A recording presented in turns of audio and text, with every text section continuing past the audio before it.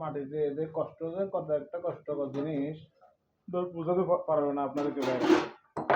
ধরেন আপনি ডিউটি শেষ করে আসলেন, রমজান মাস রোজার দিন, আপনি ডিউটি শেষ করে এসে খানা বানানো খানা বানাতে হবে না, আপনি রোজা থাকতে পারবেন না, আপনি কাজ করতে পারবেন না।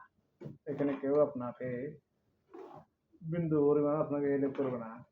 যার যার খানা তাড়াতাড়ি বানাতে হবে, রান্না করতে হবে, নাহলে আপনার জন্য বিপদ।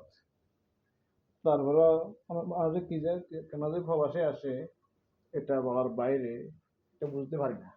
কিন্তু এখন দেখুন, খানা বানায় ডিউটি শেষ করে এসে মার্কেট করলাম, কেনাকাটা করে এনে এখন খানা বানায় বানাতেছি। তো সুস্থ থাক, ভালো থাকুন সবাই, সুস্থ থাকুন। আমার পেজটা ভালো লাগলে ফলো করে, লাইক করে, কমেন্ট করে ফলো করে রাখবেন। আসসালামু আলাইকুম ওয়া রাহমাতুল্লাহি ওয়া বারাকাতুহু।